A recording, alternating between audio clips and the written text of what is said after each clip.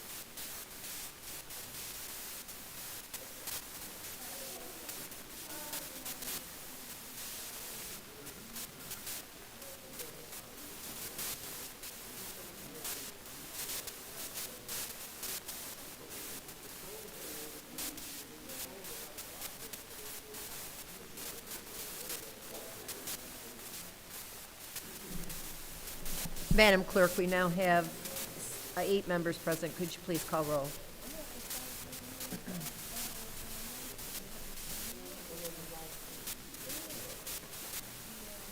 I've got wipes in my office. I used to have to bring them in for Quincy.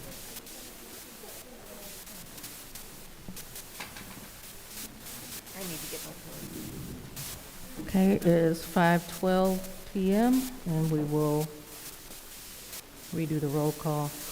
Mr. Alamin? Dr. Lewis? Present. Ms. Johnson is not in. Ms. Priestley? Present. Ms. Winfrey Carter? Present. Ms. Burns?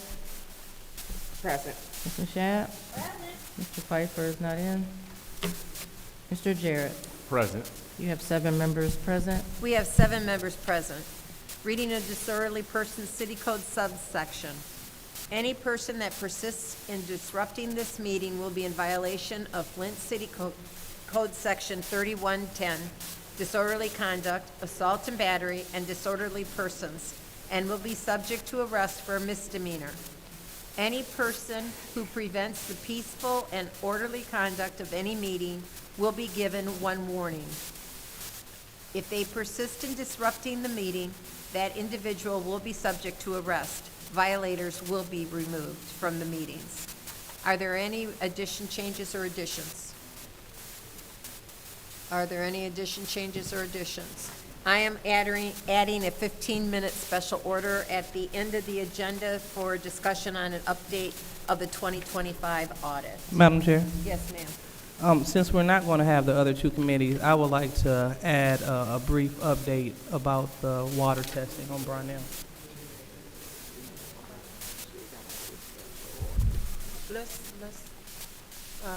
Yes. Can we vote on it? Are you objecting? I am objecting. Okay, we have an objection. And So, Can we vote individually on each item? yes. So the first special order is a 15-minute presentation, or discussion on the status of the 2025 audit. Roll call vote, please.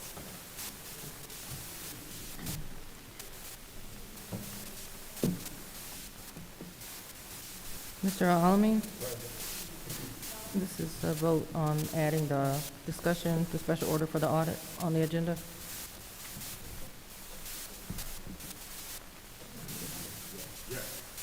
Dr. Lewis? Yes. Ms. Johnson? Yes. Ms. Priestley? Yes. Ms. Winfrey Carter? Yes. Ms. Burns? Yes. Ms. Mashat? Yes. Mr. Pfeiffer is not in. Mr. Jarrett? Yes. The vote is 8 yes, 0 no. The vote is 8 yes, 0 no. The next item that we are going to vote on is an update on water testing on the Brownell area.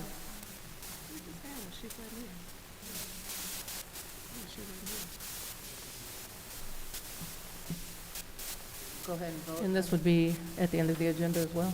Pardon? This will be at the end of the agenda as well? That's what the request is. Okay. And so we have to vote on Ms. that. Lewis, or Dr. Lewis? Yes. Ms. Johnson? Yes. Ms. Priestley? No. Ms. Winfrey Carter? No. Ms. Burns? No. Ms. Mashat? Yes. Mr. Pfeiffer is not in. Mr. Jarrett? No. Mr. Alamin? The vote is 4 yes, 4 no. The vote is 4 yes, 3 no? 4 yes, 4 no. 4 no, that motion fails. So we are adding the discussion on the audit updates. So it's now time for public comment. Members of the public who wish to address the city council or its committees must register before the meeting begins. A box will be placed at the entrance to the council chambers for collection of registrations. No additional speakers or slips will be accepted after the meeting begins. Members of the public shall have no more than 3 minutes per speaker during public comment, with only 1 speaking opportunity per speaker. Who is our first public speaker, Madam Clerk?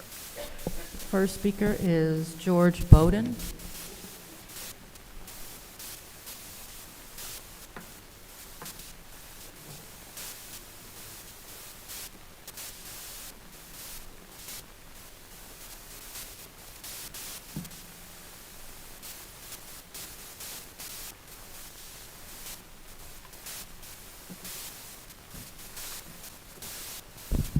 Hello, my name is George Bowden. I'm a longtime resident of Flint, but I haven't lived in Flint for over 30 years. But my business is, for over 25 years, the Simmons Transmission at 2809 Lapeer Road. Candace Machette is a council person in that area. Even though I could not vote for her, she still has been very diligent in answering any questions that I've had, giving me solutions, not just, I can't do it, there's nothing we can do. She gives me options and solutions, and I really want to commend her for that. She's been a really godsend to not only myself, but the neighborhood and some of the things that we've done to help beautify and clean up the neighborhood and address blight, and hopefully to cut down on some crime. She's been a real asset to the 5th Ward. And I only know that because I've worked with her on a lot of projects, and she's always come through. And that's about it. Unless you want me to take the other 2 minutes and 10 seconds, and I can just ramble on about my shop. You sure? Okay. Thank you.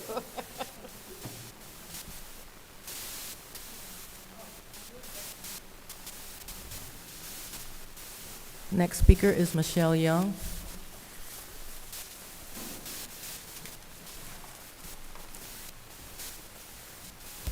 Good evening to council. I just want to talk about a few things.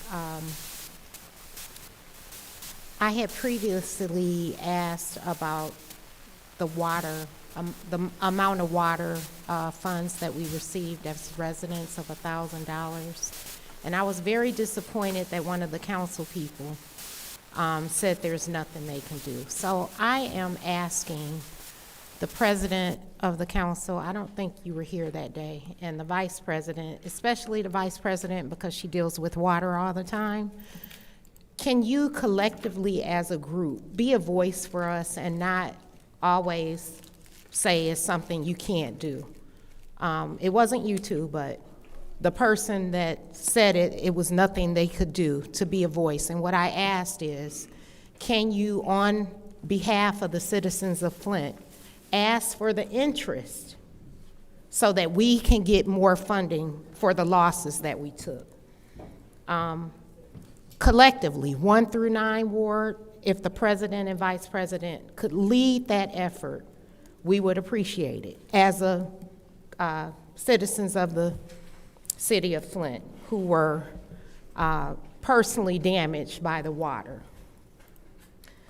I would also request that if the vice president can ask for the DPW director to come to the next meeting and just give us an update on pipe replacement.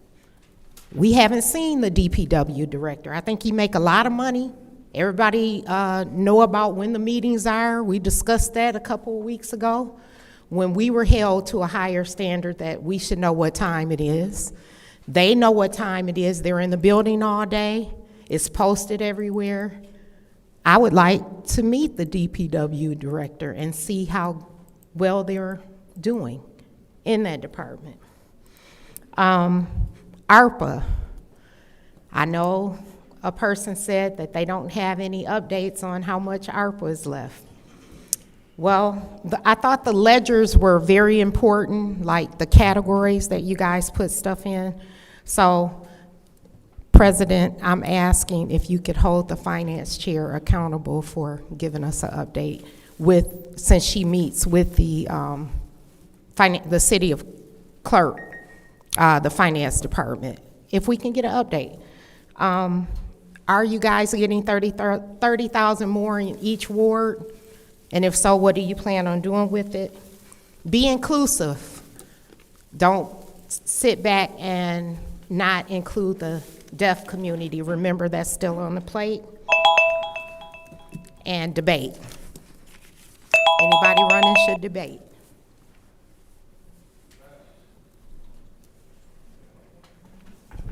The next speaker is Michael Clack.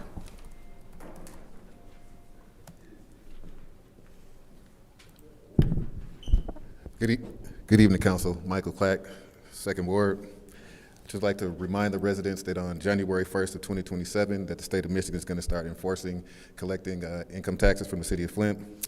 And I think that's important. What that means is if residents are not able to pay on time, that the state has the authority to enforce collection, including the ability to garnish wages, okay? For an extremely impoverished city like Flint, that could be dangerous. I understand that tax collection is necessary for a city to function, but taking money directly out of people's paychecks when families are already struggling only could make things worse. Right now, the City of Flint Income Tax Division is responsible for collecting and enforcing the Flint city income taxes. This change shift that responsibility to the state, and you take local control away from the accountability from our local elected officials. If Flint is going to become more self-sufficient, some of our elected officials must think more about the residents in our local tax base, not their own personal interests. We also cannot afford to send someone to Lansing who's willing to request $25 million for a phantom organization while Flint residents are still dealing with damage left behind by the crisis. Let's put that number, $25 million, into perspective. A standard asphalt roof in Michigan costs between $7,000 and $15,000. At the high end, $15 million could pay for 1,600 roofs. A furnace costs between $3,000 and $10,000. That's up to 2,500 roofs. Hot water heaters range between $1,500 and $4,000, or up to $6,000 for a tankless system. That's up to 4,200 systems. In-home pipe replacement averages around $7,500, meaning $25 million could fix the plumbing in over 3,000 homes. And that doesn't even include sinks, refrigerators, windows, bathtubs, or damage done to people's front yards when the pipes are dug and replaced. And Flint residents have received only a $300 water credit out of $94.7 million sent to the city. Property owners who are lucky receive up to $1,000 out of a $625 million settlement. That's not relief, that's just a drop in the bucket compared to what Flint residents actually need. Now let's talk about investing that could start the process of Flint becoming more self-sufficient. Oh, I ain't got much time. A new garbage truck costs about $400,000. $25 million could pay for 62 trucks. Now let's just say Flint only needs 20. That's about $8 million. A diesel mechanic makes about $60,000 per year. And if we hire 20 of those diesel mechanics to maintain those trucks, that's $1.2 million in wages and good-paying skilled jobs for Flint residents. So the question becomes, where do we get these mechanics? The answer is simple. We train them. Thank you. Thank you.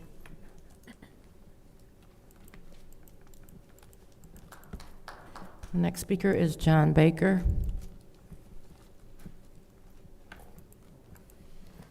Good evening. How you doing? It's been about 28 days since I initially came to speak to you about the food that I had a problem with in Flint. Actually, I'm kind of happy. I went past one of the stores and like they literally just dumped the freezer out. You know, that's good. You know, at least the food is there and it's fresh, you know.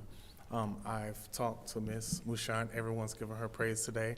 She actually did reach out to me a few times in the past week and had me put up for a food council. I'm not sure the name of it.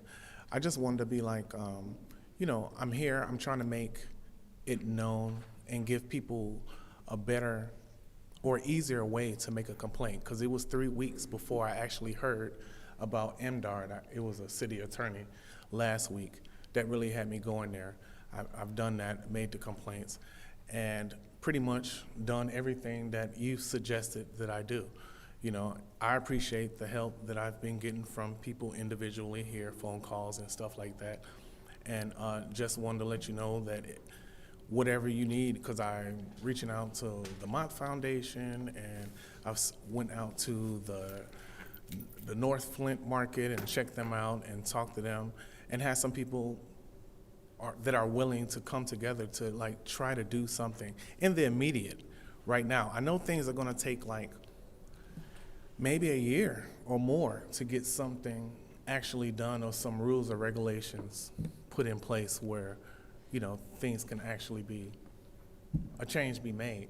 But I was just trying to see if we can get something done immediately, because it's been 28 days and I just went to the stores that I initially complained about, and they're still 2-week-old food.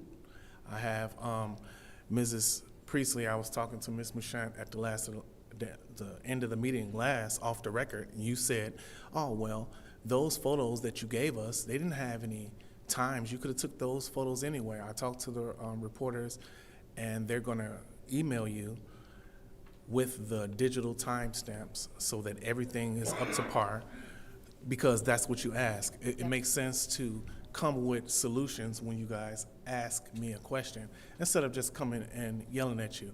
I appreciate the help. Johnson, Priestley, Carter, Burns, Mouchant. I'm just trying to help. I appreciate your help.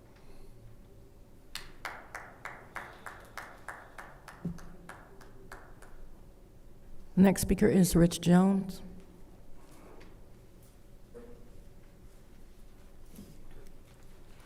How y'all doing today? I'm just here to remind y'all of the missed opportunity that this council had when it came to helping the citizens of Flint. It's very apparent that in the future, y'all become creative with the pen. And what I mean by that is write up resolutions and ordinances that favor the people.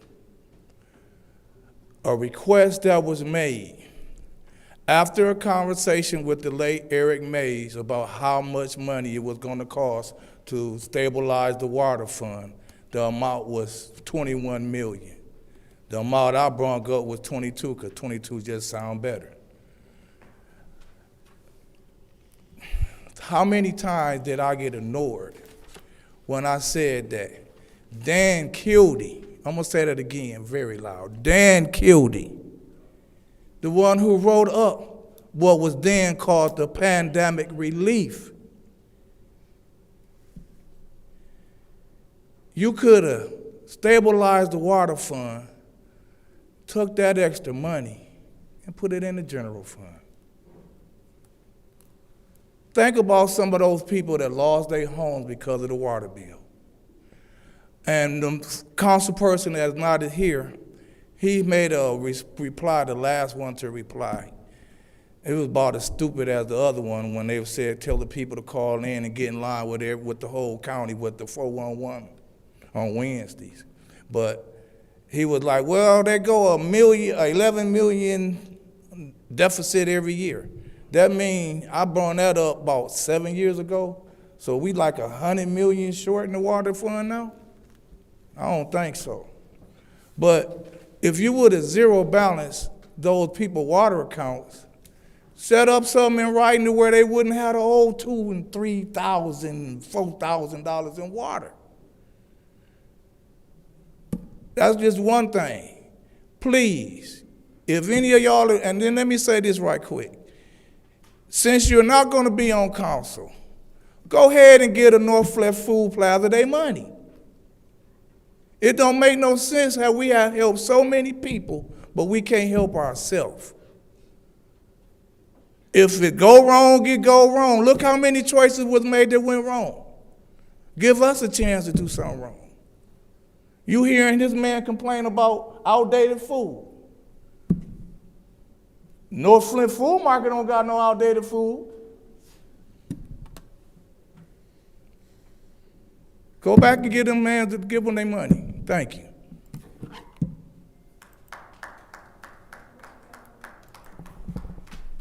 Next speaker is Mari Copany.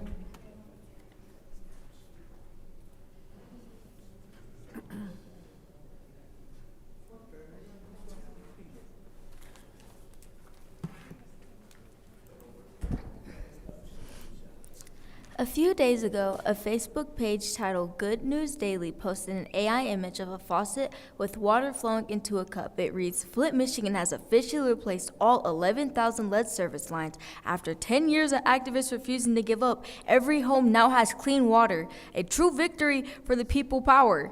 That post has been shared over 40,000 times on that page alone.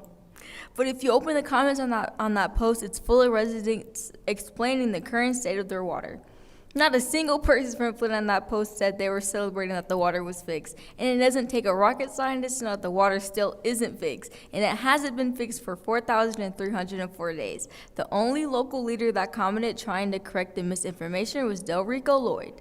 Misinformation like this not only hurts the people here, but it hurts all the progress we have made for over the past 12 years. So many of you are active on social media. Now is the time to use those platforms to speak for your constituents. Speak out against all this fake news and let the world know that Flint isn't fixed. Please, please stop the misinformation. Please tell, your residents, hey, this isn't real. That's all, because AI is mad dangerous. That's all.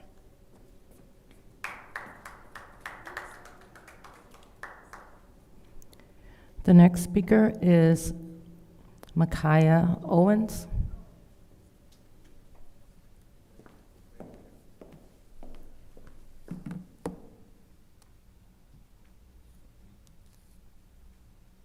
Good evening. My name is Micaiah Owens. You can call me Mick. I'm running for mayor this year. And the reason why I'm running for mayor is because I grew up in Michigan. I did not grow up in Flint. I'm actually fairly new to the city. We can't, sorry, sir, we can't have political speech at the podium. I just want to introduce myself, and I am running for mayor. And I will state this, that I am hearing all over the city from our residents that people are complaining still about the water. In certain wards, I'm just providing a report. That's all I'm doing.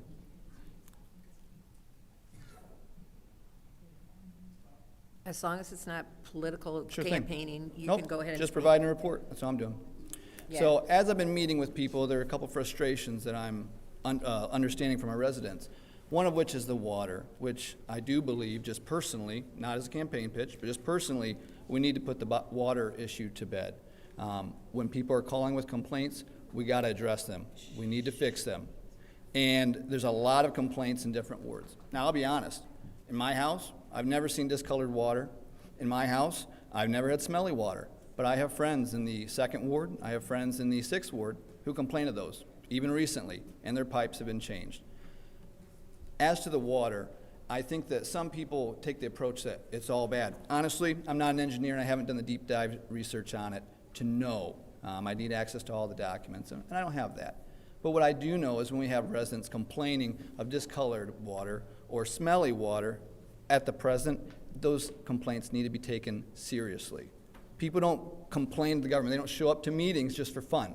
When we have complaints, we need to take them seriously. And the sooner we act to take those complaints seriously and put those to bed, the sooner our residents are going to take faith in what our government's doing, and they're going to start trusting us again. When our residents trust us, then the rest of the world's going to trust us. Flint used to have the highest per capita income in the world, and obviously that's not the case anymore. If we can fix the water, it's going to set a great foundation for us to start rebuilding again. Our people are going to want to invest in here. Everyone I talk to, these people are in their middle ages, and they're just so sad that their kids don't want to stay. They're moving out because they don't have faith in the water. They don't have faith in the government. They don't have faith that, that the blight's going to be taken care of, and they're leaving. If we can take care of this issue of the water, that's going to be a great foundation for us to start rebuilding our city. Also, I'm getting reports from a lot of people of frustrations with the businesses. Our small business owners are really struggling in the city of Flint. And we do have some programs to try to help them. But what they're saying their biggest frustration is with trying to get approved. When we have a building that hasn't been used in a while, it becomes very burdensome for our business owners to reutilize those businesses. So then they sit as blight. If we can start reworking some of our zoning ordinances, maybe creating a more streamlined process for new businesses to actually rehab these old buildings, it might be helpful. I think we could clean up a lot of our blight ourselves, rather than those buildings ultimately going to the land bank, and then we're in our land bank stalemate issue where we're trying to get the land bank to move faster, and we're waiting forever and ever and ever, looking at blight day after day after day in the downtown and all over the city. Also, if we fix our water issue. Thank you very much. Thank you. Appreciate you.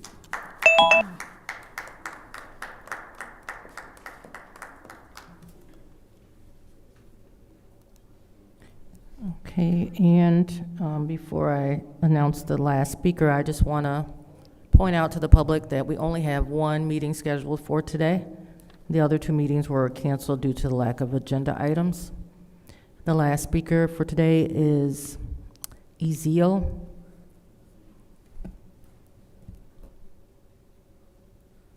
Who was it? Could you repeat that? Ezeel or Ezel?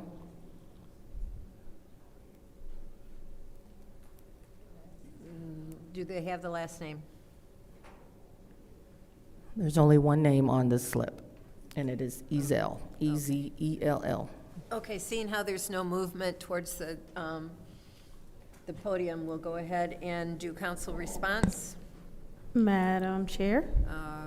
Want me to read this little spiel first? Yes, ma'am. Thank you. Council members may respond once to all public speakers only after all public speakers have spoken. An individual council member's response shall be limited to 2 minutes. Go ahead, Ms. Mashat. Thank you, Madam Chair. I do want to address a couple of points that was made with the DPW director. He was actually here one meeting, and he was prepared to speak. What happened was the item did not get separated, and because there are often other times where it's not created for him to speak, he didn't have that opportunity, but he has come to a meeting prepared to speak and give out information. What we can do is see if we can set aside some time just for him to kind of introduce himself, but he was here prepared to speak. Also, pipe replacement is handled by the state right now, but what we should be doing as a city is getting those numbers, so maybe he can just give us an update on where they are with pipe replacement. And then the post about water, you are absolutely correct about that AI post and it being scary. I had people calling me from other states, and I was like, I don't know what you're speaking on or what's happening. As far as we know, the information that we have from the state that is now handling pipe replacement, that is not accurate information that was given to us. No one up here put that information out. We had nothing to do with that. And I'm sure my colleagues are probably going to take an opportunity to restate that same thing, but that post was just as much of a shock for us as it was for the residents. And I am happy that residents did hop into that post and say, you know, that's not true. We're still experiencing quite the opposite of what this post is saying. And then as far as the interest money, I do believe the last time that you did ask for that, we talked about getting a letter sent. I believe Councilwoman Burns might have an update on something she was able to do individually. And then with that, I will yield. Thank you. Thank you. Anyone else? Go ahead, Madam Ms. Chair. Go ahead, Ms. Burns. Thank you. I do want to speak to Michelle's Sixth Ward because you always have a lot of good questions. So we did request for the balance of the ARPA, have not received it yet, have not. And I'm hoping I'm going to send another request again because I've asked several times. In regards to the terrible article, which was false in all manners. It was something to put out there that we're, people feel confident that, thank God the water is safe. It's just not true. Our infrastructure is very fragile. We're experiencing more water main breaks than usual. We are still in the 90th percentile from 2019. We don't know how many restorations we have. Most people have completed their own restorations at this point from having their yards dug up. And the state took it over because we received four warnings, which was an administrative consent order that we were not in compliance. So the state said, hey, you don't have the ability, we're taking it over. So it's with the state. Getting information is extremely difficult to true numbers. We do not have our DPW is Clyde Edwards now. The deputy DPW, I'm correct on that. Deputy DPW is, I did meet him once, he wasn't on the schedule. I believe he lives in Canada. So we've got some issues and he has not spoke before this council at all. So we've got some work to do. And also, I did send a letter to Special Master Greenspan, and I've given that email to other people to request, not just from my council seat, but to residents to send a letter to request the balance or the money from the interest. Thank you, Ms. Burns. Thank you. Thank you. Sorry. Is there anyone else? Oh, it's here. Yes, sir. Yes, Go Madam ahead. Chair. I would like to first thank the residents for being here. and for being engaged in the process. And I wanted to speak to something Ms. Michelle Young pointed out as far as the letter. And I do understand that Councilwoman Burns did write a letter. However, I want to say this. In order for the letter that Councilwoman Burns wrote to the special master, I would think that the residents would also write a letter to make that letter that she wrote more impactful. We need the residents to start standing up. This chamber should be full, and I thank you all who are here, but we have so many issues in this city. This chamber should be full every week. Whenever we have a council meeting, this chamber should be full. I shouldn't be able to hold up my 10 fingers and count the number of people in this chamber. So I'm asking the residents to get involved, be more engaged. You know, take advantage of what's going on in your city. It's your civic responsibility. So that's what I'm asking. And I just really think that the residents should be writing letters to the special master as well. And I'm going to write a letter myself, but I'm asking the residents to write one too. Thank you and have a great day. Thank you. Anyone else? Madam Chair. Go ahead. Thank you. So I want to address a few things. So I hear you, Michelle, and I know that we did inquire about the ARPA funding, so I will put in a formal request to the finance chair and the CFO so we can get an update. So if you have a specific question that you want answered, because once you hit the lectern, you can't ask another question. So send those so we can make sure that they are addressed so you all can have those answers. Next, the water testing update. So this is to the residents that live in the 34 to the 3600 block of Barnell. I know that we extended it as well. I told them that every meeting, every government operation meeting, that I will put it on the floor so we can make sure that we don't lose sight of it, because we are like 3 years, this should have been done 3 years ago, but we're here now still talking about it. So I want to make sure that although we're not having a government ops meeting, that I'm still bringing it before the body. So you all heard that they voted down the update of the water testing. So, and I did try to put it on the floor so we can hear where we are, because again, we talk about water, we talk about cancer, and then when we have the opportunity to address it, we don't. So I just want to make sure that they know that I put that on the floor. The next thing is the North Flint Food Market. I want to emphasize to the residents how important it is. Thank you, Mr. Jones. And because it's important. It's not only important because it provides fresh food for our community, but when you have grocery stores in the neighborhood, it increases your property value, and also it aids with the grant funding when they're building new homes in your area, so that's important. So let's make sure that we continue to support that, and remember that you do not need a membership to shop at the North Flint Food Market.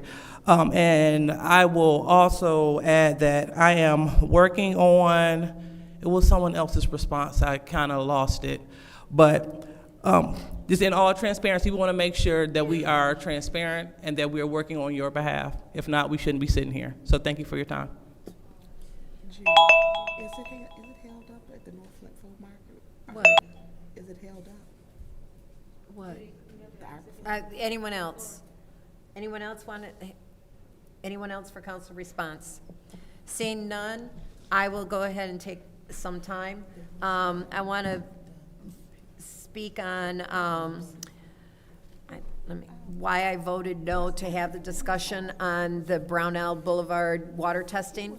We had a special order on that, which we discussed last week, and we also are going to have one, I believe, on Monday, and where we will have more information. And to me, it just seems tonight to have, to wait until Monday when we will have more, rather than having it postponed and repeated again and again and again. So let's just have a well-informed discussion on Monday, and I will support that at 100%. I think that, there was another thing that it lost my mind too. Of course, everybody knows my mind's lost anyways, but I'm going to go ahead and I made Ms. Burns laugh. I'm going to go ahead and close this off, and let's go ahead and I'll entertain a motion for the consent agenda. Go ahead. That we approve the consent agenda. There's a motion by the councilwoman in the 7th ward, supported by the councilman in the 1st ward to approve the consent agenda. Are there any separations? Madam Chair. Yes, ma'am. I just have one. And that is Resolution 260043, which is the Trojan Technologies Corp. Purchase of ultraviolet disinfection system bulbs, water pollution control. Okay. Are there any others? Madam Chair, Go ahead. 260038, Okay, 260040, okay, 260042, okay, 260041. Oh, this is like it's gonna be a complete one. Because 260044. So, okay. Everything's been separated except for 260039. Is there anyone who wants to separate that? Seeing none, this is the vote to approve the consent agenda. Oh, you want a full separation then? Yeah, let's do Okay. a full separation. It's all separate, everything's separated. So our first resolution is, let me make a note, all separated. Setting a public hearing, 260038. Madam Chair, Go ahead. I make a motion that we send Resolution 260038, which is the setting of the public hearing, to council. There's a motion on the floor by the councilwoman in the 7th ward to set a public hearing for the 2027 drinking water project plan, and it's supported by the councilman in the 1st ward. Is there any discussion? Madam Chair, Go ahead, Ms. Burns. is there someone here who can speak to this?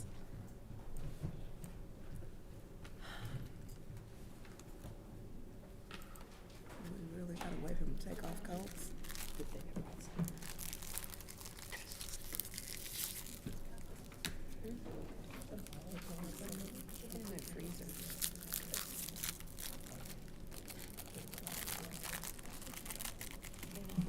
Hello. Hello, I'm back again. I know, and I got a couple questions, so you'll be up here a lot. Could you tell us what this is for? This is the same thing as last year. We are, submitting another intent to apply to get funding through the SRF, through the state of Michigan, to do these two projects. And how much? 29 million? I know we declined it before. So these are the funds that, because we don't have it, and so it's not in our general fund, so it is with the hope that we don't have to pay it back, Correct. the hope, but not a guarantee, But we won't know unless we, unless we apply. at least apply and submit the plan and then give the state the opportunity to tell us one way or another. But us voting on this commits us, does this commit us to it?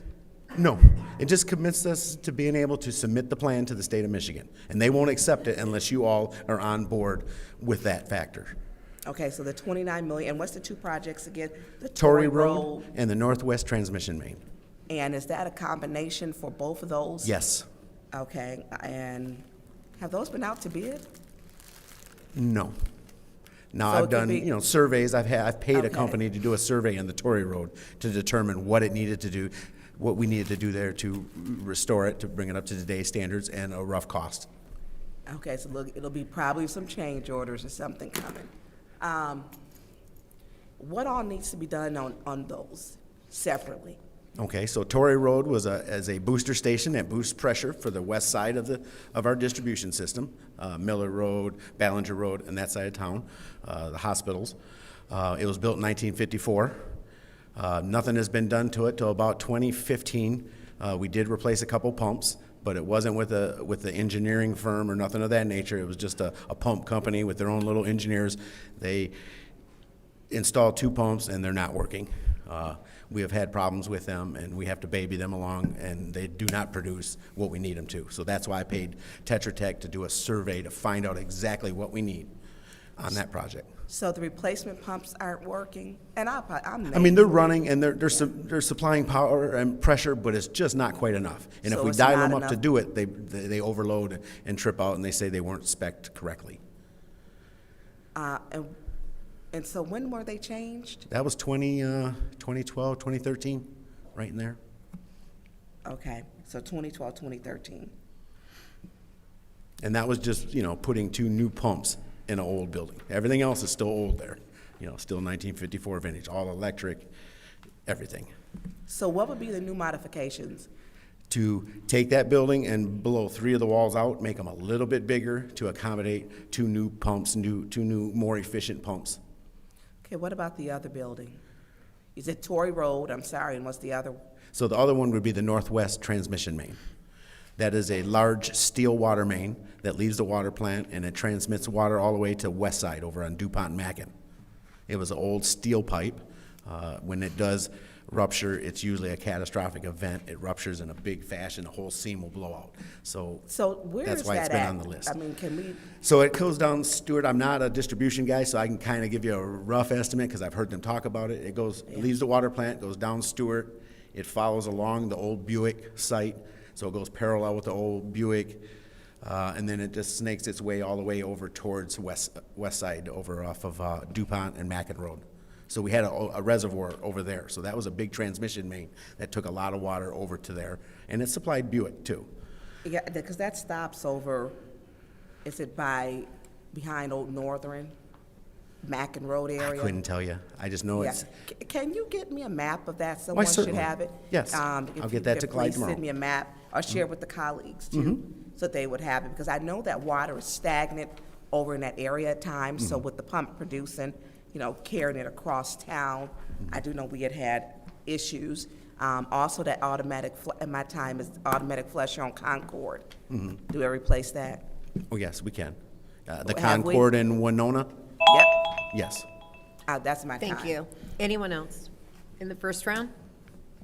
Anyone else in the first round? Madam Chair. Go ahead. Madam Chair. Go ahead. I believe that this letter that we have from the city administrator speaks to this particular resolution. It says, council members, as previously discussed, the funding for projects under consideration is very important. This seems to be a stumbling block with this first step. I know it was conveyed by DLZ Engineering. However, the administration would like to reiterate 2 major points concerning this funding. First, there is no risk in the first step to apply. The approval of this resolution only gets you considered for the funding. There are no guarantees or obligations at this juncture of your application. The state will evaluate us and our projects and their unique merits and award accordingly. Again, the city of Flint is only under consideration for the funds like every other municipality who applies and wants to go through the evaluation process. Secondly, if awarded the funds, the city of Flint Council we'll have the opportunity to decide if we want to move forward. Another resolution would be necessary to receive the money and agree to the terms.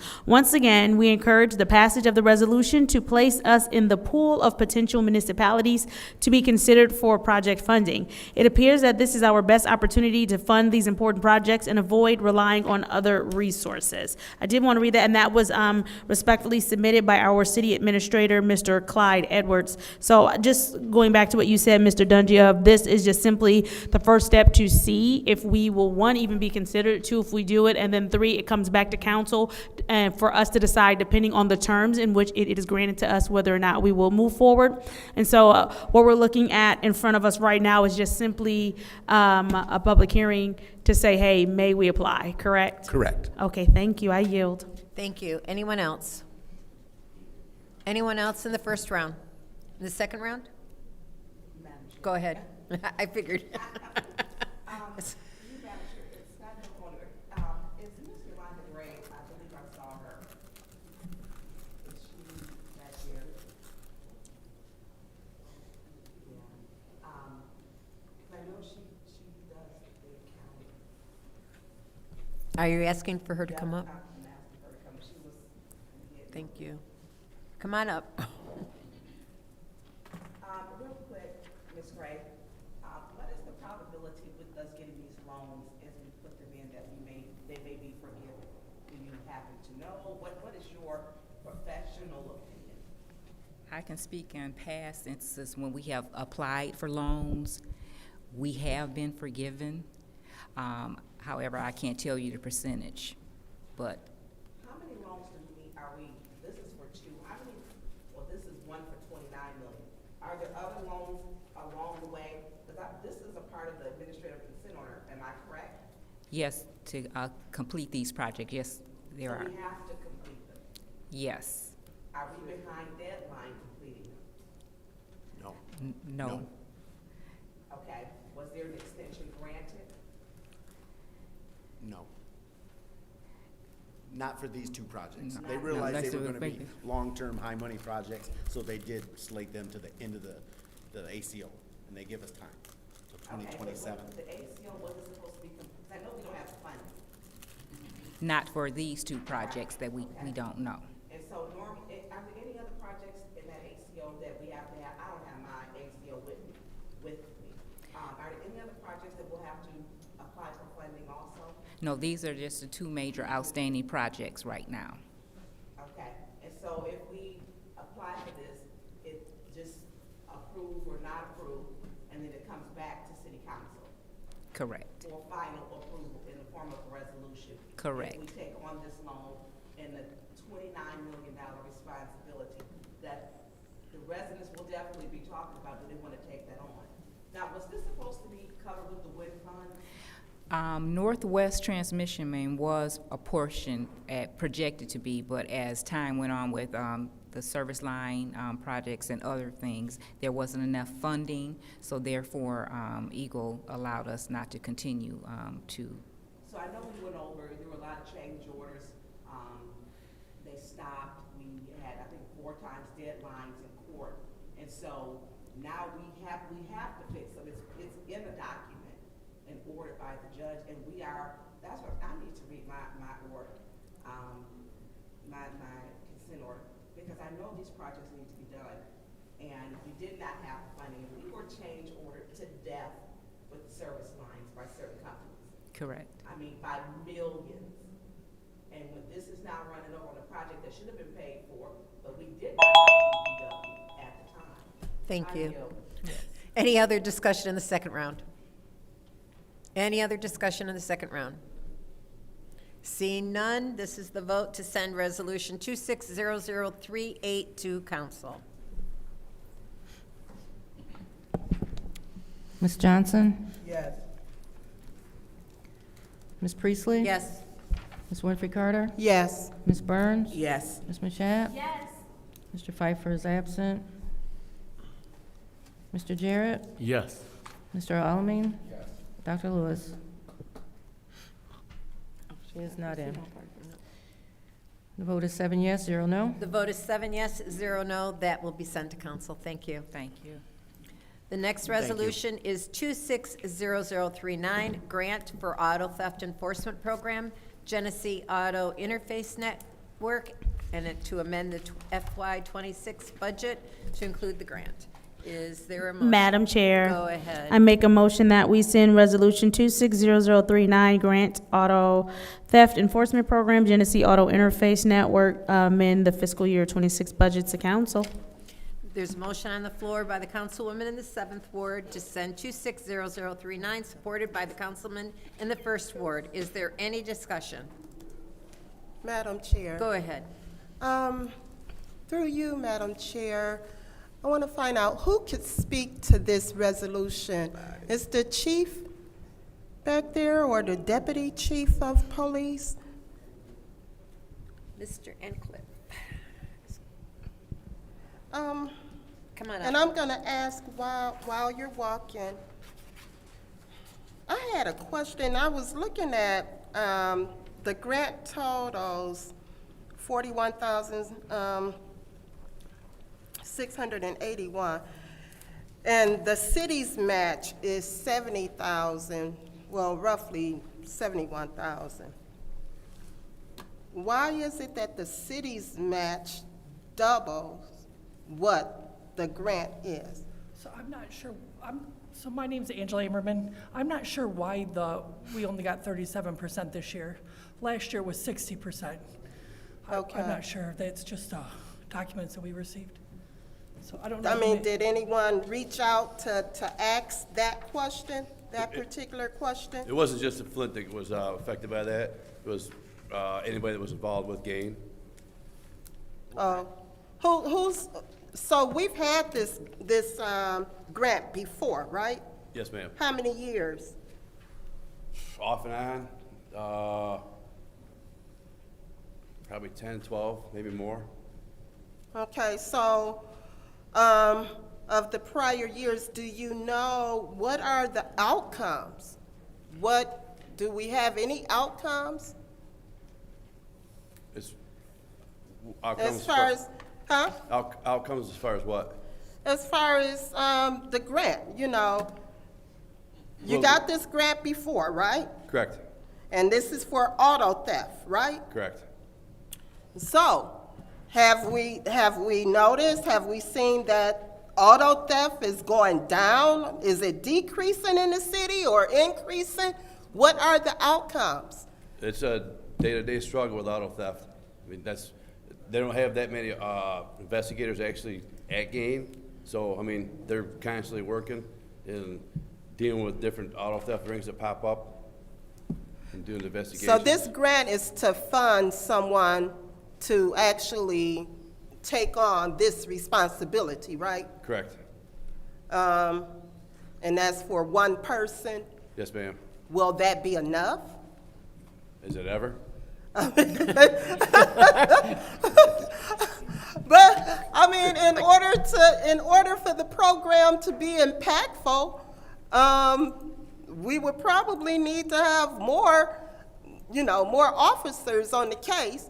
And so that's why I asked, what were the outcomes of, I don't have any stats. I prior don't have any years. stats in front of me to give you for the past few years. But they're out there day to day fighting the auto theft issues and everything that comes with them. So, okay, my next question, and this is dealing with the budget, and I don't know. So we're getting the 41,000. I'll round it up to 42, and the city has to match 71,000. Is that already included in the budget?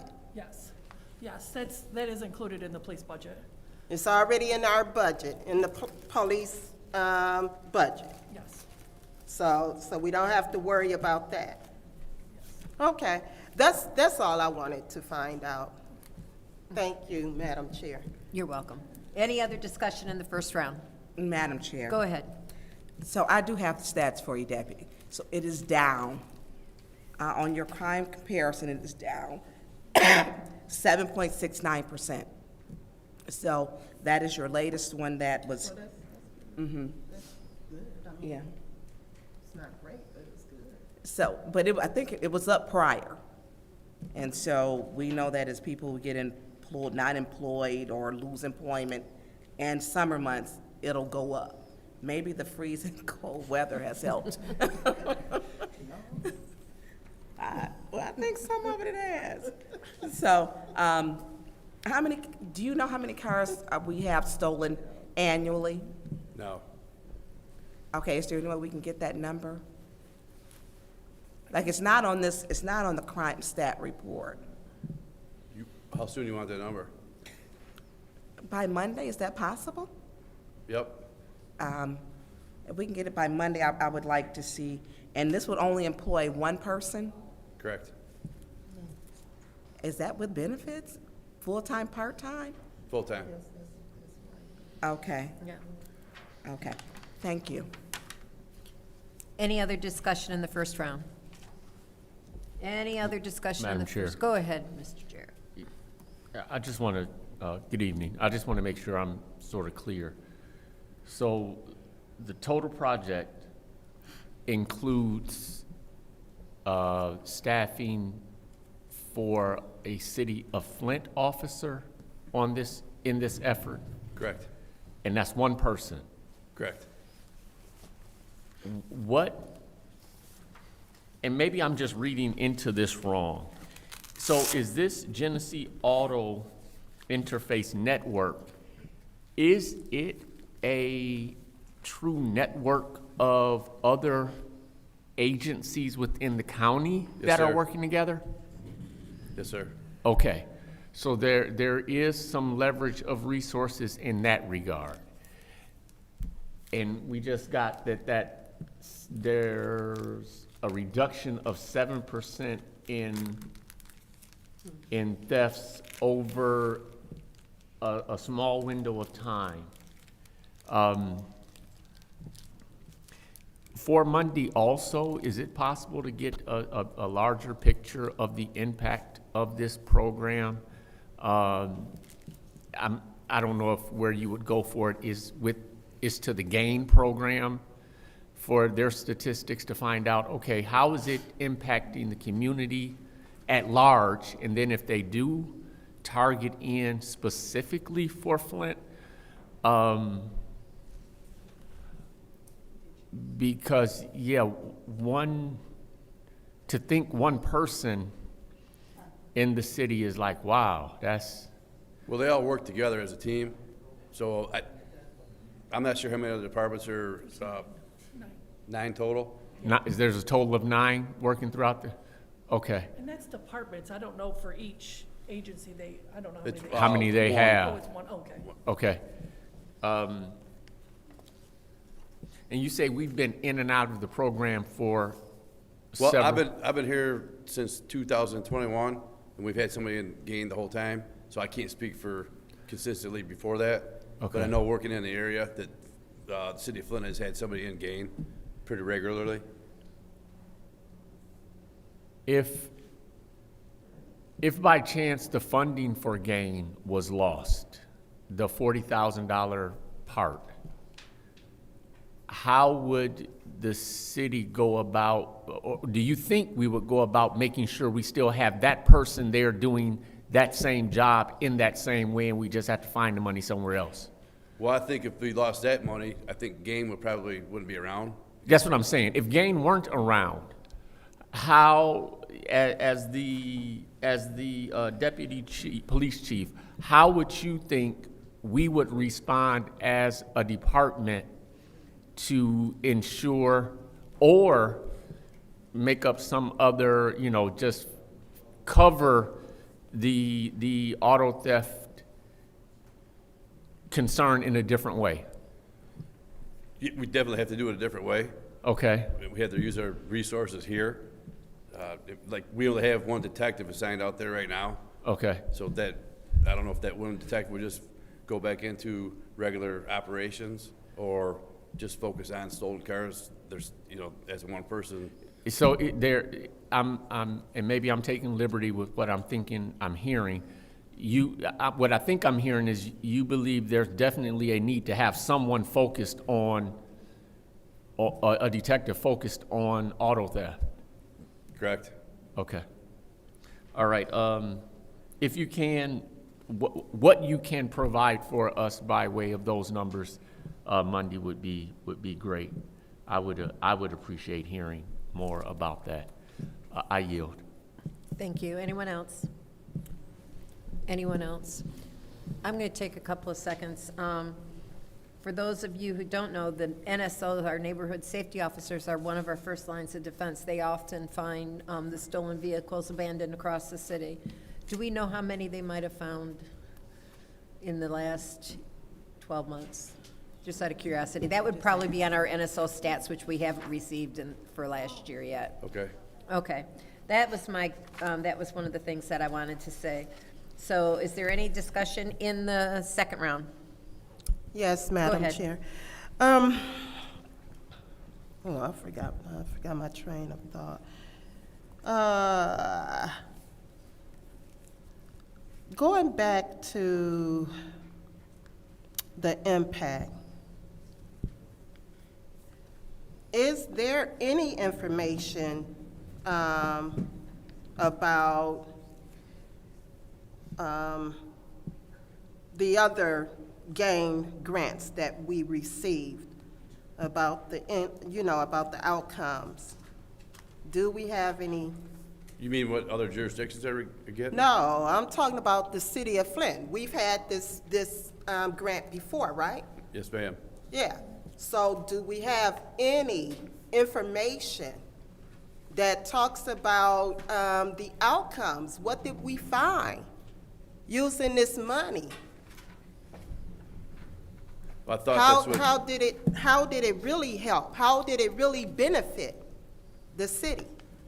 And when you send the report, you know, the other information that Councilwoman Burns asked for, can you also include that in?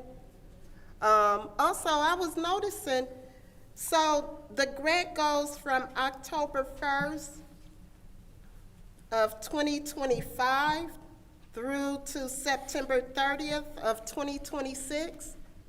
So why are we just now getting this? Well, I was late getting the document, so I couldn't put the resolution together until I got the signed agreement.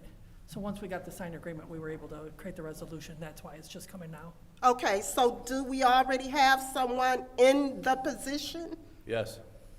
So they started in the position October 1st? Well, there's been somebody out there since I've been. Well, yeah. Okay. So I'm sure they have information the information that we need as far as the outcomes and everything. So can you make sure, like Councilwoman Burns requested, make sure that all of the council members get that information? Okay, thank you. Any other discussion in the second round? Any other discussion in the second round? Seeing none, this is the vote to send Resolution 260039 to council. Ms. Priestley? Yes. Ms. Winfrey Carter? Yes. Ms. Burns? Yes. Ms. Mashat? Yes. Mr. Pfeiffer is absent. Mr. Jarrett? Yes. Mr. Alamin? Dr. Lewis? Yes. Ms. Johnson? Yes. Vote is 8 yes, 0 no. The vote is 8 yes, 0 no. That will be sent to council on Monday. The next resolution is 260040, the grant for continuing professional education, State of Michigan Commission on Law Enforcement Standards. I'll entertain a motion. Madam Chair. Yes, ma'am. I make a motion that we send Resolution 260040, Grant Continuing Professional Education, State of Michigan Commission on Law Enforcement Standards, to council. It's been moved by the councilwoman in the 7th Ward to send 260040 to council. Is there support? Supported by the councilwoman in the 1st Ward. Any discussion? Madam Chair. Go ahead, Ms. Burns. Do we have who could speak to this? Oh, I thought you went back. Welcome back. Welcome back. Thanks.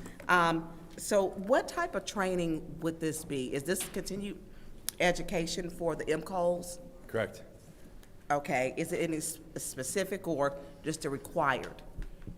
Well, I was told you guys were emailed the information. Yep. No, we just got it. Right. So that the public knows, we just got this and I have not read it. I actually used it for other notes, but, okay. So can you tell me about it? So like. And thank you. Oh, you're welcome. So if you look at that middle column, the 2026, that's blue? what we're doing right now. The green? Yep, Both. that whole column. Okay, Yep. going down. Yep, so like it explains right there, like there's so much for tactical, first aids, subject control, civilian disorders. And then there's some that the police department themselves can choose. So and thank you for this. You're welcome. I like this.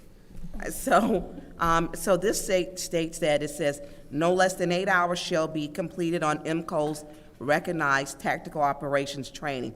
The suggested topics include first aid, subject control, civil disorders. We need training on that. Emergency preparedness, disaster. Do you do disaster control? Like I don't. It's offered? Correct. Okay. Per the state, it has to be. Okay. Terrorism, externus awareness, and then in the blue column too, correct? Yes. Now that's the optional in the blue column? Yes. And that would be enhanced law enforcement performance, professionalism, We could use some of that. Public and officer, public safety, decision-making, we could use that. Is pre-approved by the law enforcement agency. So what are some of the enforcement or professionalism? What do they do for professionalism? Is that the modules where you're on the computer? Video training? Yes. And so what is on those? I'm sorry? What is the content on the video training for professionalism? I can't speak for sure on this round yet, because I've only completed a couple of the modules for this first quarter for 2026. And I have looked at the total list that was put together. Okay, and, okay, 20. Okay. So Lieutenant Frost puts together the curriculum for the department. And he sets that up per quarter, and we're responsible for completing that. And so with the professional training, so this one says 24 hours, no less than 8 hours shall be completed on MCOs to recognize technical training. So do you have to take suggested time? You don't take training in all of these. Do you choose? Lieutenant Frost sets the training up. He picks it, and then we have to complete it. So everyone doesn't take the first aid, subject control, civil disorders? That part, there's a block. Is that mandatory? Yes. So everything it would be this middle one right here, is that Correct. mandatory? Okay. And that's for all of is it continued education or one-time shot? Well, each quarter, they spell it out what you're required to do. Can we have Lieutenant Frost sets this up? Correct. Is it possible to you, Madam Chair, to make sure, and to the city clerk, if we can have, so he can explain the training? Because I would like to, because I know we had some of these issues which happened. We had a few civil disorders here in the council chambers. I would like to, in emergency preparedness, I would like him to expand on those, describe what the training is so that he can speak to what that training is, just so that we can be aware on it. And then the terrorism. Here's my other question at the time. With ICE being here, is there any training for that with, like we're seeing in Minnesota? Like I said, I haven't read through the whole curriculum for this quarter. If we can have Lieutenant Frost, right? Yes. At the next meeting, please, Madam Clerk. Do you? Yeah, thank you. Thank you. Any other discussion in the first round? Any other discussion in the first round? See no movement. Any discussion in the second round? Any discussion in the second round? This is the vote to send 260040 to council. Ms. Winfrey Carter? Yes. Ms. Burns? Yes. Ms. Mashat? Yes. Mr. Pfeiffer is absent. Mr. Jarrett? Yes. Mr. Alamin? Yes. Dr. Lewis? Yes. Ms. Johnson? Yes. Ms. Priestley? Yes. The vote is 8 yes, 0 no. The vote is 8 yes, 0 no. That will be sent to council. The next resolution is 260041, Construction Contractors Incorporated to repair the Northwest Pump Station Sluice Gate Water Pollution Control. Madam Chair, Go ahead. I make a motion that we send Resolution 260041, which is the Construction Contractors Incorporated Repaired Northwest Pump Station, Sluice Gate, Water Pollution Control to council. There's a motion on the floor to send 260041 to council by the councilwoman in the 7th ward, supported by the councilman in the 1st ward. Is there any discussion? Madam Chair. Go ahead, Ms. Burns. To Scott Dungy, is he back there? It's Oh, Jeanette Best. Jeanette. Ms. Best. We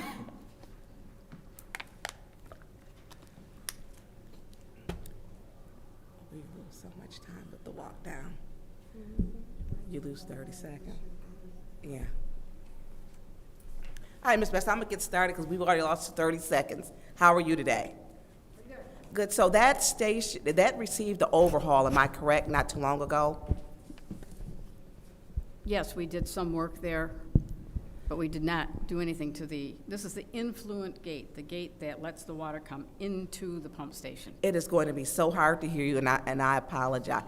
Yeah, I know it doesn't probably bend down the mic. I tried. I understand. Okay, can you say that again? The gate that we need to repair was not the gate, it's actually the shaft that opens and closes the gate,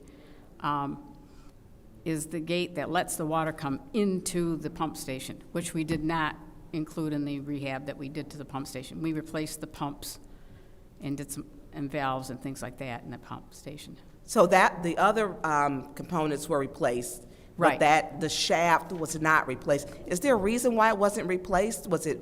It was working fine. How old is it? The pump station, I don't know how old this particular gate was, but the pump station was built in 1956, I think. So But is it? I don't think the gate is that old. It was probably replaced 75 somewhere along years? Yeah, somewhere along the line, but the gate is just a big, huge slab of cast iron, and then there's a shaft that goes all the way down into the wet well where the water comes into the station, and the shaft is like a big screw, and you can open and close the gate. Well, because it's so deep, it has couplings on that shaft, and it's like 3 pieces. Well, one of the couplings came undone. It broke. And we used the camera and looked at it, and it looked like the shaft was straight. So is it metal? Yes. So That's steel. our water was pretty corrosive, and the age of it probably just reached its peak. Well, the coupling broke. Okay. So we hired this company, the same company, to try to just replace the coupling. So they did that, It and broke when they again? we couldn't get down in there because it's really deep, and you'd need specialized equipment to get down into the wet well.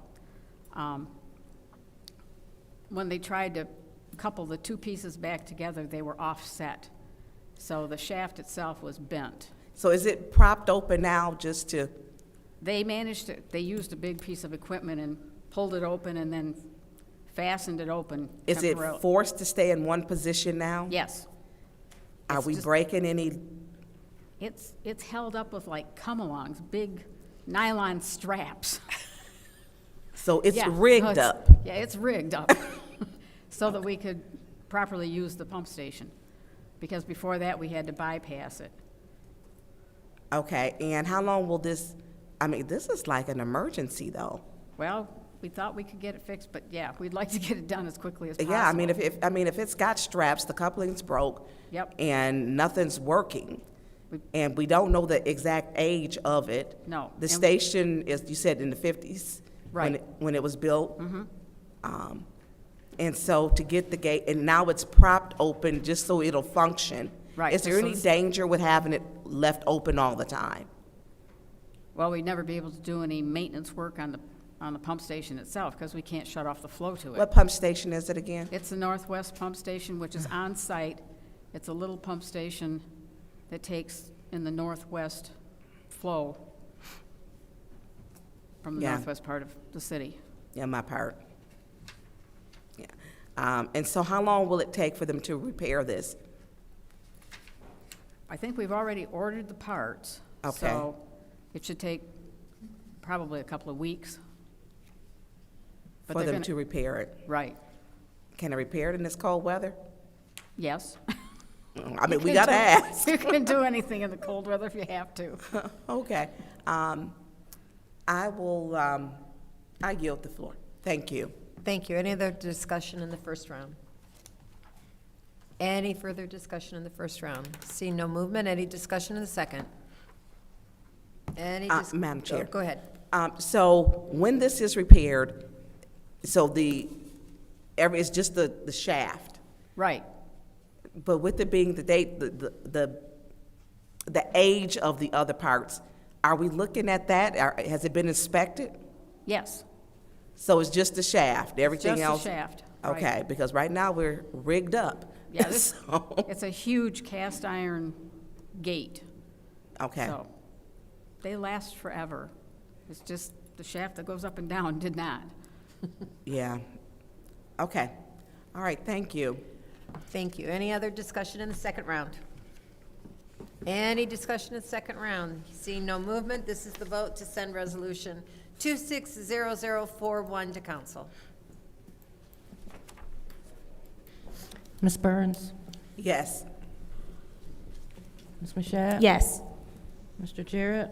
Yes. Mr. Alamin? Yes. Dr. Lewis? Yes. Ms. Johnson? Yes. Ms. Priestley? Yes.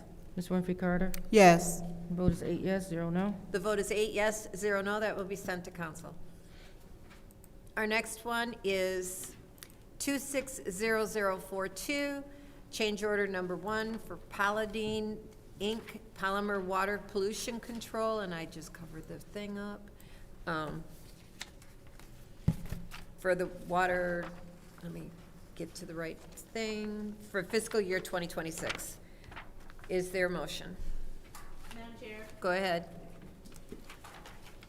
I would like to make a motion that 260042 be sent, change order number 1 for Paladine Polymer, hold on. Is supported by Council. You got it. Yeah, I got it. It's been moved by the councilwoman in the 7th ward, seconded by the councilman in the 1st ward to send 260042 to council. Any discussion? Madam Chair. Go ahead. Who? Oh. Well, due to, Ms. Jeanette Best. Ms. Best, why is this, it's a change order for how much? It's $150,000 we need to add to the current purchase order. This polymer is what we use to separate the solids from the water before it actually conditions the sludge when we put it into the centrifuge to dewater the solids that we're gonna send to the landfill. And we had extra solids this year, which caught us off guard. What do you mean you had extra solids? The solids are what we digest in the digesters. It's all the solids that comes out of the wastewater. We put them in the So digester. is it more than usual? Right. And we use a little bit more polymer than we expected. But what the centrifuges do for us too is they actually dewater the solids better than our Thank you.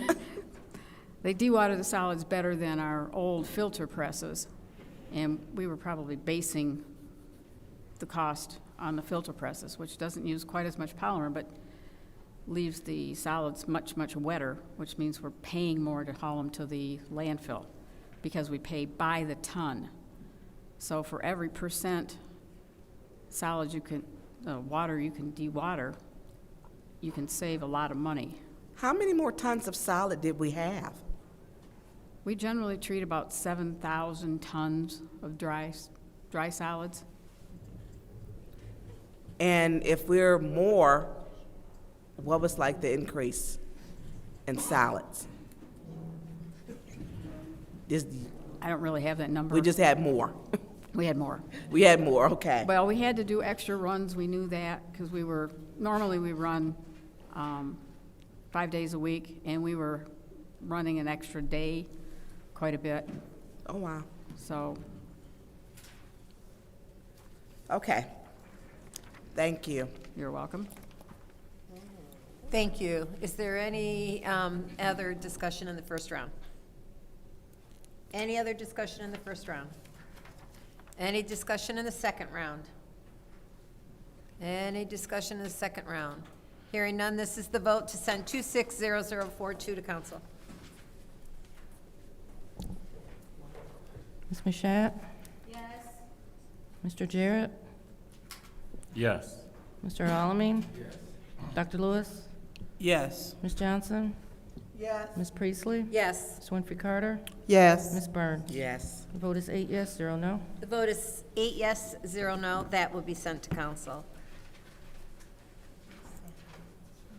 Our next resolution is 260043. Madam, oh, Trojan Technologies Corporation, purchase ultraviolet disinfectant system bulbs, water pollution control. Go ahead, Ms. Machado. Madam Chair, I'd like to make a motion that 260043 Trojan Technologies Corporation purchase ultraviolet disinfection system bulbs, water pollution control be sent to council.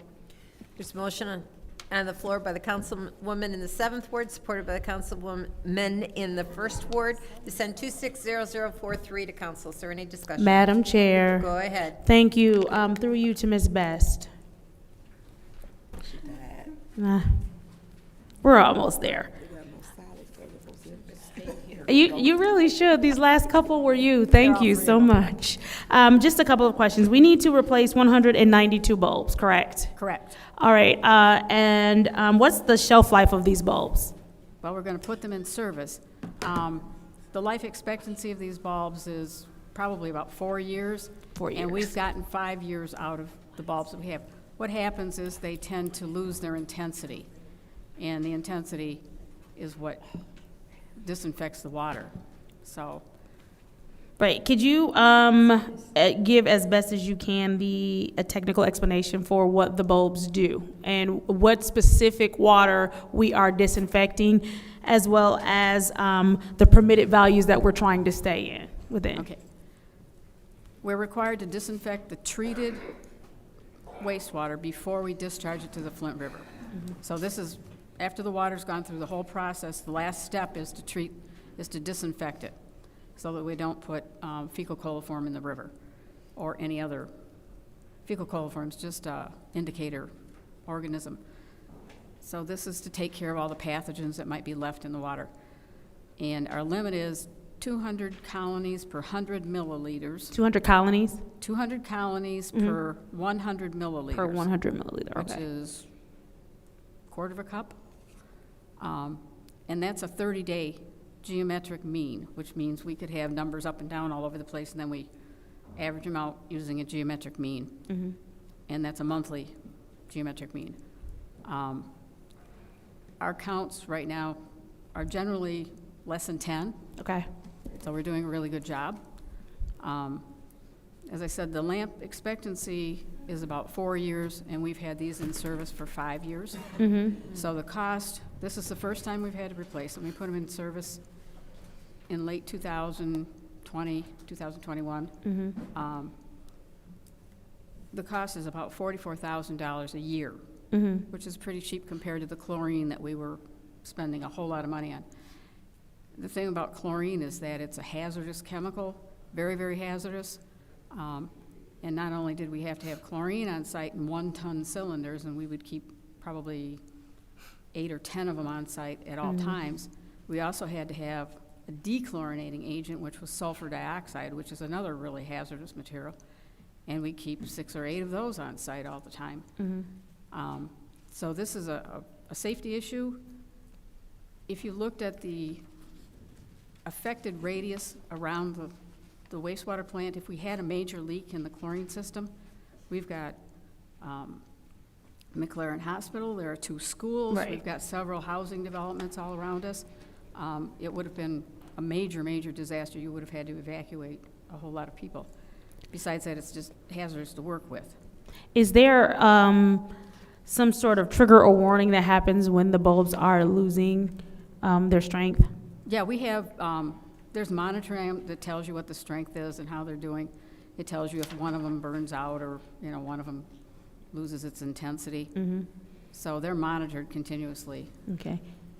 All right. And then I noticed that it is Trojan's technology specifically. Yes. And so because this is their specific technology, we have to use them in their replacement bulbs. Yes. All right. But if in the future, and I'm not saying, because I know they're probably watching, we're happy, not anything. I'm just saying in the future, if there was another company that we needed to go with, is this something that is an easy pivot? you would have to change out the entire system. So no. Okay. No, I knew the answer, but I just wanted it on record. Thank you. I have seen I've worked at several different wastewater plants. I have seen other facilities try to use a substitute bulb. Mm-hmm. They didn't last 6 months. Right. So sticking with the OEM, basically, it's like buying OEM parts for your car. Right. The quality is much, much better, and they last, like I said, we got 5 years out of them, and we're quite pleased with that. Bottom line, we ended up with 1 more year than we should have with usage out of this. So because the shelf life is 4 years, we have to replace 192 bulbs, and there are a lot of, we'll say, very disgusting bacteria that we risk if we do not get these bulbs changed. That's true. And also we miss being within the permitted values. So thank you. I yield. Thank you. Any other discussion in the first round? Any other discussion in the first round? Any discussion in the second? Any discussion in the second? Seeing none, this is the vote to send 260043 to council.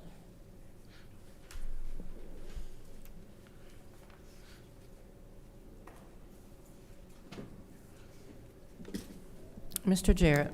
Yes. Mr. Alamin. Dr. Lewis. Yes. Ms. Johnson. Yes. Ms. Priestley. Yes. Ms. Winfrey Carter. Yes. Ms. Burns. Yes. Ms. Mashat. Yes. Vote is 8 yes, 0 no. The vote is 8 yes, 0 no. That will be sent to council. The last resolution is 260044 to authorize the second quarter fiscal year 26 budget amendment. What is the pleasure of the body? Madam Chair. Yes, go ahead. Support.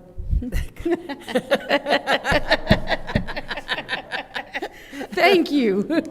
It's been moved by the councilman in the first ward, supported by the councilwoman in the seventh ward to send 260044 to council. Is there any discussion?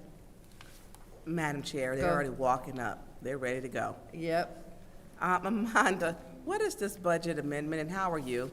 And how are you, Mr. Moore? And how are you, Mr. Borley? Since everybody's coming.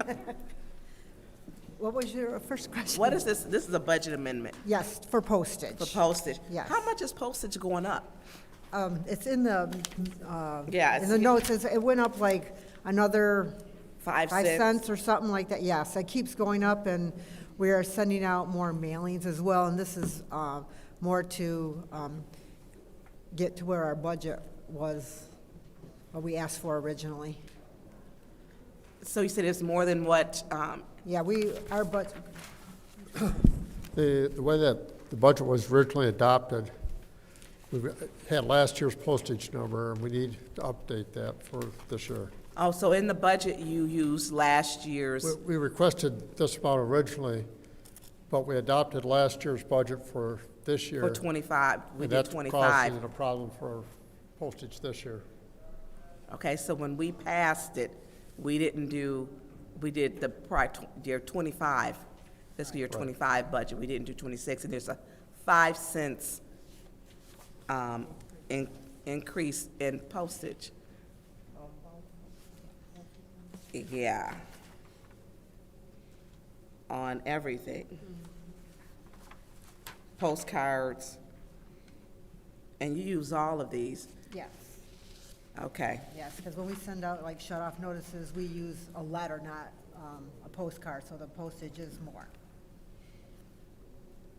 Okay, so does all the mailing come out of your department?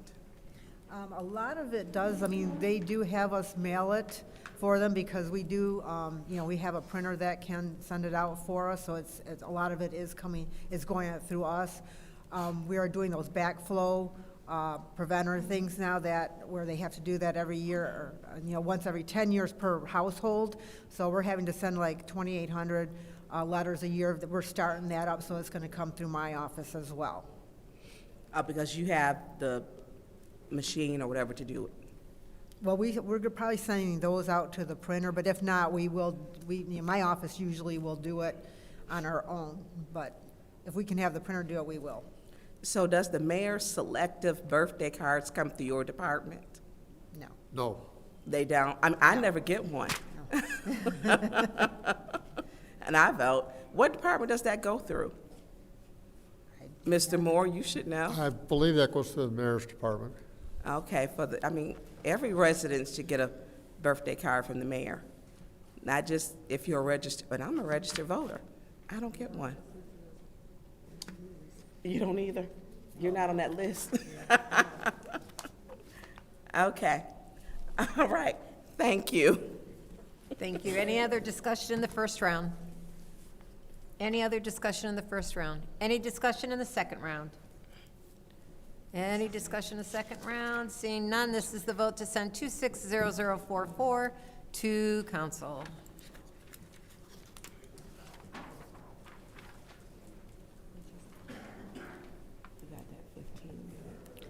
Mr. Alamin? He is not in. Dr. Lewis? Yes. Ms. Johnson? Yes. Ms. Priestley? Yes. Ms. Winfrey Carter? Yes. Ms. Burns? Yes. Ms. Mashat? Yes. Mr. Jarrett? Yes. The vote is 7 yes, 0 no. The vote is 7 yes, 0 no. And now we come down to the special order for a 15-minute discussion on the status of our 2025 audit.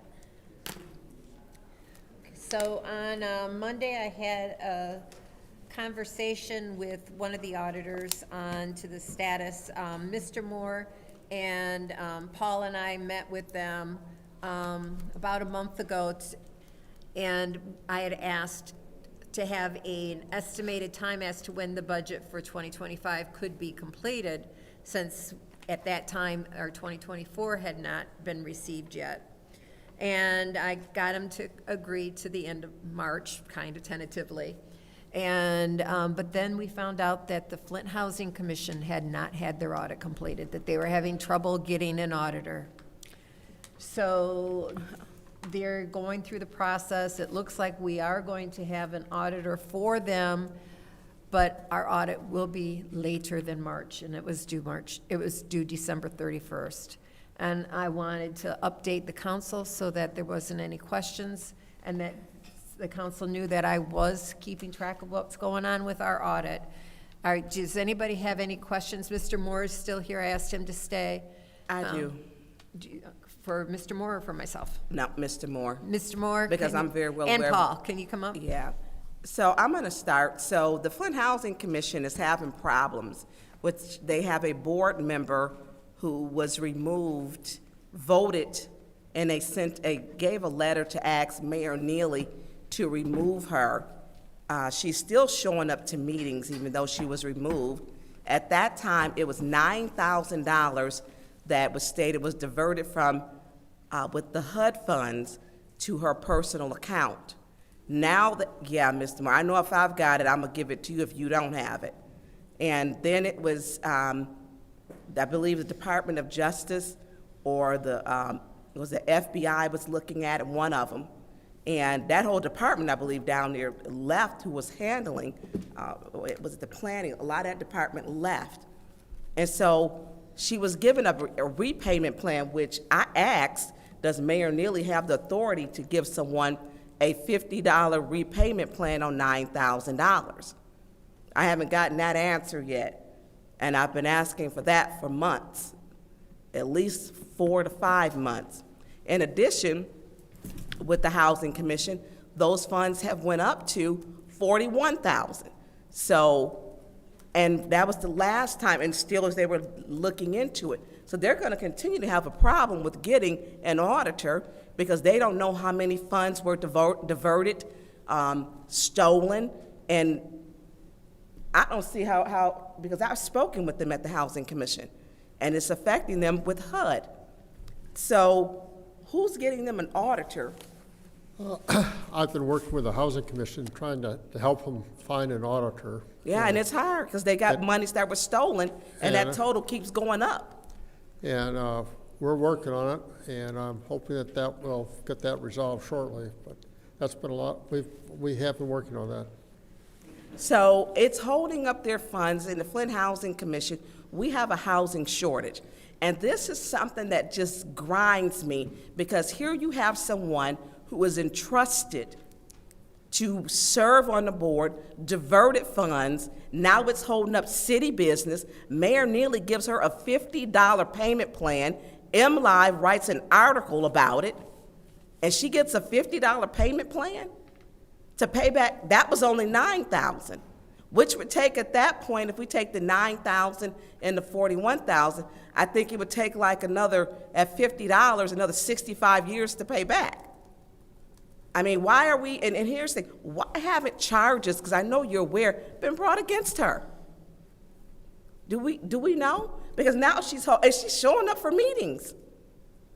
They took a letter and asked Mayor Neely to remove her, the president of the Housing Commission, and she's still showing up. And now it's affecting funding with their projects. This is not the way we do business. Well, it's the way we do business. It's the way we shouldn't do business. And I know it's not both of you, because they are frustrated over there. Because when you're dealing with federal funds and all of the red tape and the process that you go through, and you have someone holding it up and holding a whole commission apart for housing hostage, that's ludicrous to me. I mean, it's something that we should not even be discussing. They can't get an auditor for one reason.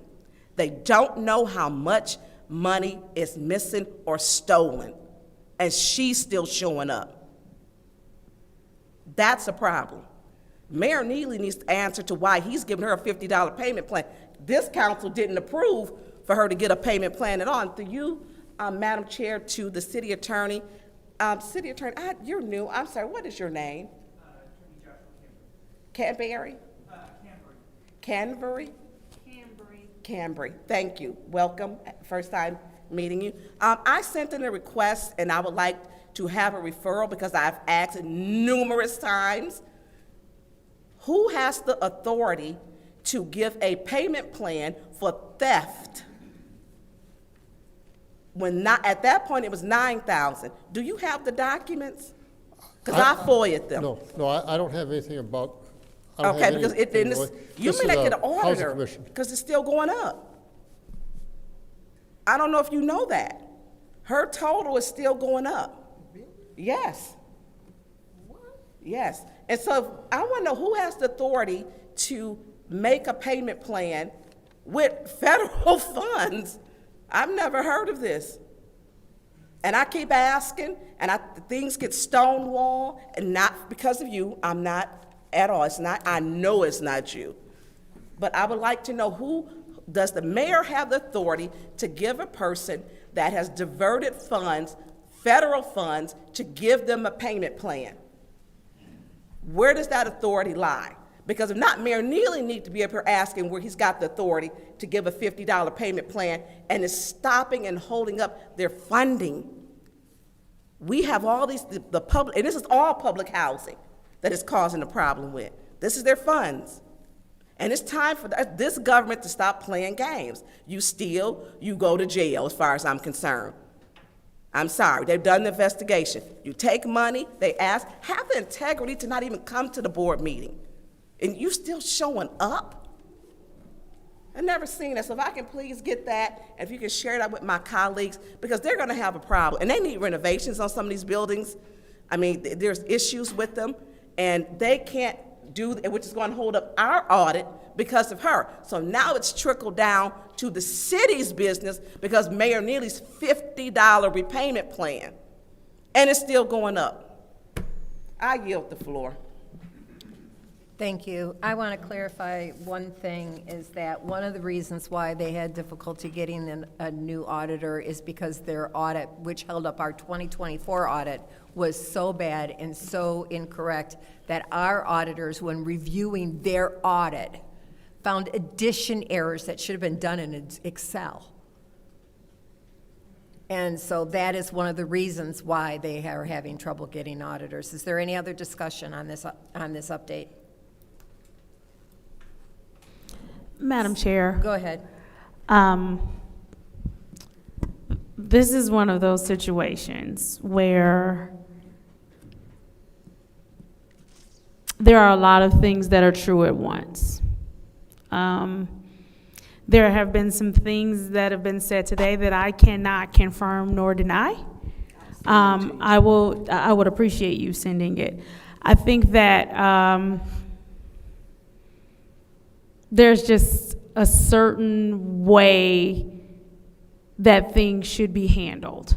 I think that there's information that everyone should be privy to so that no one is caught off guard and it doesn't feel like it is an attack on a person in our community who has tried to serve as a liaison. Again, there are a lot of details that we clearly have not all been privy to at this point.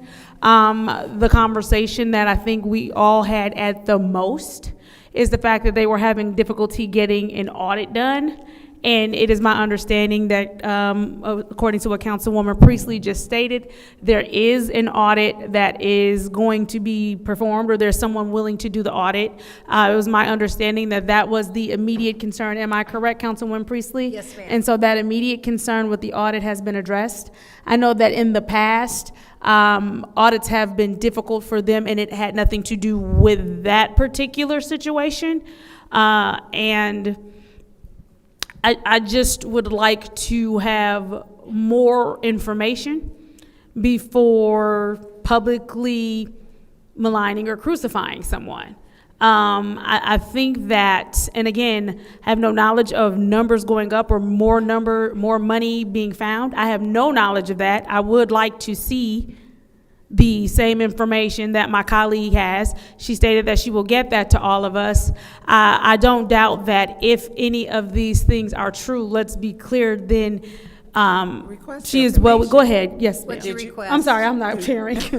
I'm sorry. Did you get see the article, the first 9,000 with MLive, which was publicly posted? So can I be honest with you about some things? Sometimes, because you've said some things, and sometimes the media doesn't accurately depict certain things. And I'm not saying MLive was or was not accurate in what they stated. I just want to see the official paperwork that you have, if that makes sense. Okay, but that wasn't the question. Did you see the 9,000? I did not read that article. I know that it exists, but again, for a source like this, because I am a government official, I would like to have the same. But you have, you know what I'm saying? You have more official paperwork and knowledge that I don't have on this.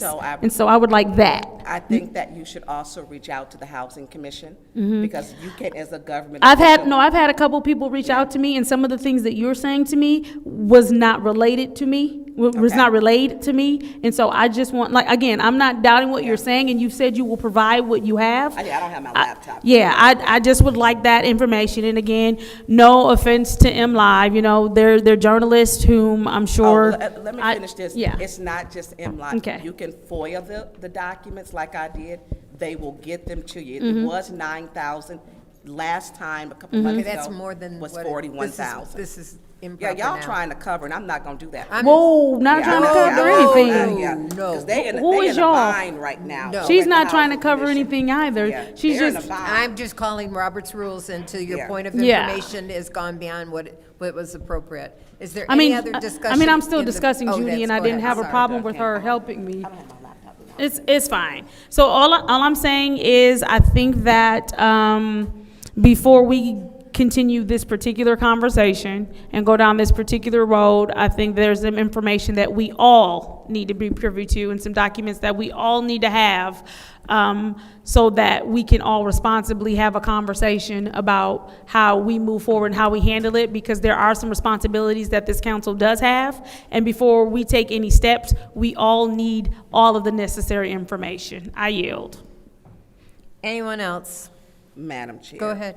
So people can FOIA it in themselves, and they can request through the Housing Commission, like I did, the documents, because I know that this was holding up a lot of their projects, which I knew would trickle down to our audit and deals with us. And so anyone can FOIA the documents themselves. And in that way, you can have them yourself for the documents in regards to monies from the from the Flint Housing Commission, and as per the investigation of missing funds. And so, and this is not just, and this is like now beyond, it would have stopped at the 9,000, but it's still going up, which is putting them in the Housing Commission in a terrible bind. And I don't have my laptop, Candace, but you can FOIA that from the, yeah. Yeah, and that's what I'm saying. Everyone should FOIA it themselves because it comes in a zip. Point of information. What is your point? My point of information is ultimately it comes back to the council for us to decide, and if they want us to decide and have a public hearing, then they will give me the information. I don't need to FOIA something if you want me to make a decision, but I understand why at the time you had to. But I think if it's, now they're trying to put it before us, then they need to provide all of that information for us. But we have to ask for it. And I have not said the person's name. And so, and this goes all the way back. I'm trying to find it on my phone. So anyways, if city attorney can get that information, but everyone can FOIA it themselves and do their homework too, they'll give it to you. Freedom of Information Act, and I know this was, it is going to hold up our audit. Judy, do you know how long that they're planning to, when will they be able to get an auditor? Because their funds are still. My understanding is the company that is notice I quote this, going to be doing that is preparing a RFP or proposal at this moment, and that was as of Monday, and that they fully expect to be hired to do that work. But because the audit, we're beyond time, but because the audit took longer, or was so bad last year, that they feel that they have to do a lot of cleanup before they can get the audit done. Yeah, they do. And so I'm well aware of that too. I'm glad you brought this up, because they're trying to figure out a lot of things. But for my colleague, I don't have my laptop to do it. Yeah. And I don't know if it'll open up if I We email can't it just to go, you. our time is over on this, just Yeah, I'm without done. addition of more time. Seeing how, I'll go ahead and close out this special order and entertain a motion to adjourn. Motion to adjourn, Madam Chair. It's been motioned by the councilwoman in the 6th ward, supported by the councilman in the 1st ward. This is the vote.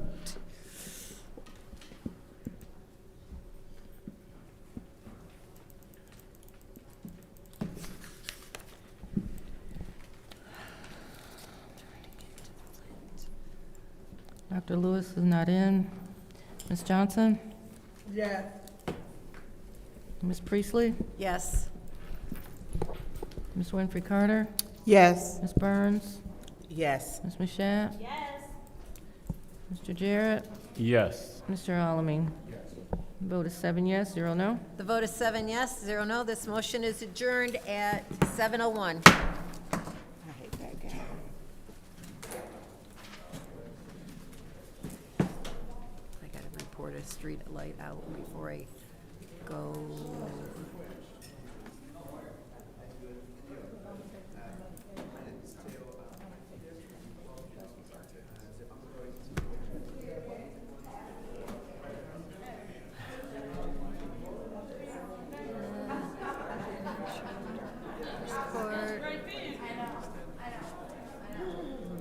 Come on, keep going.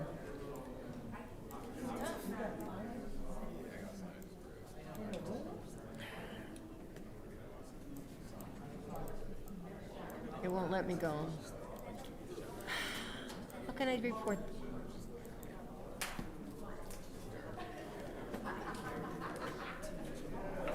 Judith, Just a second, I'm trying to report a street light. I'm going to go recycle. Okay, I gotta report a street light.